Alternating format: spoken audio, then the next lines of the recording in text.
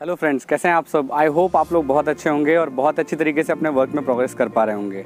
I hope आप अभी तक जो हमने स्टोरीज़ पोस्ट की हैं वो स्टोरीज़ आपको पसंद आ रही होंगी और आपका कमेंट और फीडबैक देख के ये पता लग रहा है कि जो मैसेजेस हमारी स्टोरी में छुपे होते हैं वो कहीं ना कहीं आपकी लाइफ में कुछ वैल्यू ऐड कर रहे हैं। तो आज वापस हैं हम एक और इंस्पिरेशनल स्टोरी के साथ। तो चलिए शुरू करते हैं। स्टोरी को स्टार्ट से एंड तक ज़रूर देखिए ताकि स्टोरी में छुपे हुए मैसेज को आप तक हम पहुँचा सकें। चलिए शुरू करते हैं आज की स्टोरी।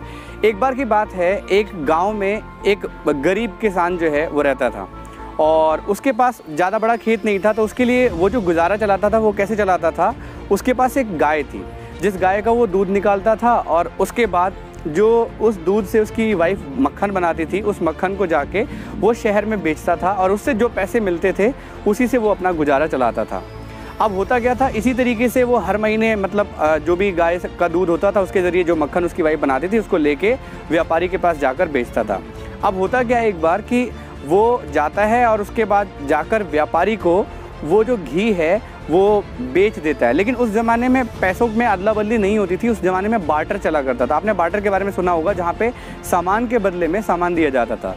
तो वो क्या करता था, 1 किलो घी लेकर जाता था और 1 किलो गेहूं या किसी भी अनाज के बदले में वो सारी चीज़ें उसको मिल जाती थी और इसी तरीके से वो अपना गुजारा चलाता था। अब इसी तरीके से धीरे धीरे करके साल भर बीता, कुछ साल और बीते और उसके बाद एक दिन जो व्यापारी उससे घी खरीदता था उसके मन में एक विचार आया।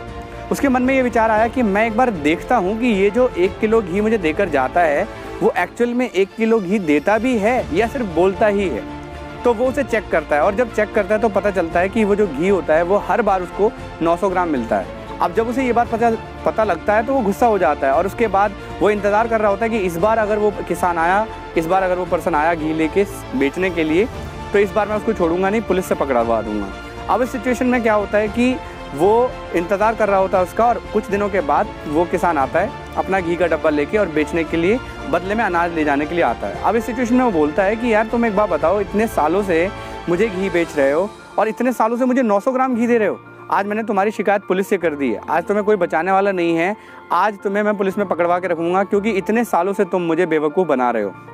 अब उस सिचुएशन में पुलिस वाला आता है, उसको पकड़ के ले जा रहा होता है और पीट भी रहा होता है। तो जब पुलिस वाला पूछता है कि भाई यही काम करते हो, यही काम रह गया अब तुम्हारे पास कि लोगों को ठग ठग के तुम पैसे कमाते हो, तो उस सिचुएशन में वो बोलता है कि मेरा इरादा इनको ठगने का नहीं था, मैं तो सिंपली हर महीने 1 किलो घी निकालता हूँ और 1 किलो घी निकाल कर इनको हम बेच देते हैं। अब उस सिचुएशन में वो कहता है आप एक बार मेरी बात सुनिए कि मैं किस तरीके से ये काम करता हूँ। वो बोलता है बताओ, ठीक है डिटेल में बताओ कि तुम क्या करते हो। तो वो पर्सन बोलता है कि मैं क्या करता हूँ, जब भी ये मुझे जो गेहूं देते हैं 1 किलो या जो भी अनाज बदले में देते हैं 1 किलो, मैं उसे तराजू की इस तरफ रखता हूं और दूसरी तरफ घी का डब्बा रखता हूं और उसमें घी भरता हूं और उसके बाद जो तौल के सामान बनता है उसके बराबरी में वो मैंने दे देता हूं। तो मैं तो हर महीने से यही करता हुआ रहा हूँ। जब भी ये मुझे गेहूँ देते हैं तो जो गेहूँ या जो भी अनाज ये देते हैं वो तराजू के इस तरफ रखता हूँ और अपना घी का डब्बा इस तरफ रखता हूँ और दोनों को बराबर करके इनको दे देता हूँ। तो फिर समझ में आता है उस पुलिस वाले को कि एक्चुअल में इतने सालों से बेवकूफ़ बनाने का या मूर्ख बनाने का काम वो किसान नहीं कर रहा होता है, वो गरीब आदमी नहीं कर रहा होता है, बल्कि उसको बेवकूफ़ बनाने का काम वो व्यापारी कर रहा होता है। और जब पुलिस वाले को ये बात समझ में आती है तो वो उस किसान को छोड़ देता है और उसके बाद जाकर गिरफ्तार कर लेता है उस व्यापारी को और बोलता है कि इतने सालों से तुम उसको बेवकूफ़ बना रहे हो, तुम उसको लूट रहे हो और तुम ये बदले में एक्सपेक्ट कर रहे हो कि वो तुम्हें लूट रहा है, मतलब वो तुम्हें ना लूटे या वो तुम्हें नुकसान ना पहुंचाए। वो तो सिंपली जिस तरीके से तौल के सामान आपको दे रहा है उसी तरीके से देना चाहिए, उसकी तरफ से तो कोई फॉल्ट नहीं है। अब इस स्टोरी से हम लोग क्या सीख सकते हैं, हम लोग कई बार खुद तो गलत काम करते हैं लोगों के लिए, लेकिन बदले में एक्सपेक्ट करते हैं कि हमें जो है ना, हमें लोग फ़ायदा ही फ़ायदा दे। हम लोग कई बार क्या करते हैं, दूसरों के लिए कांटे बोते हैं, लेकिन हम ये एक्सपेक्ट करते हैं कि हमें लोगों से सिर्फ फ़ायदा ही मिले। ऐसा कभी भी नहीं होता लाइफ में। अगर आपको आपकी ये चाहत है कि आप लोगों के लिए अच्छा करें, आपके लिए कोई अच्छा करे, तो आपको अपना अच्छा बिहेवियर रखना पड़ेगा। अगर आप लोगों के लिए अच्छा करेंगे तभी बदले में कोई आपके लिए अच्छा करेगा। ऐसा कभी भी नहीं होता कि आप किसी के लिए बुरा सोचते रहें और सामने वाला आपके लिए अच्छा सोचे।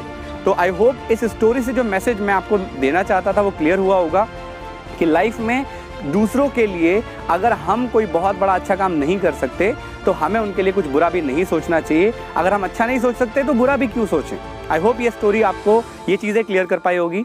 अगर आप लोगों को हमारी स्टोरीज पसंद आ रही हैं, रेगुलर आप हमारी स्टोरीज देखते हैं, तो हर स्टोरी में आपको कोई ना कोई खास मैसेज मिलता है जो आपकी लाइफ में वैल्यू ऐड करता है। तो आप चैनल को सब्सक्राइब कर लीजिए, बेल आइकन को प्रेस कर दीजिए, ताकि हमारी लेटेस्ट वीडियोस हम लेके आते हैं आपके लिए, वो आप मिस ना करें। आई होप आपको ये स्टोरी पसंद आई होगी। So thank you so much for watching. Thank you so much.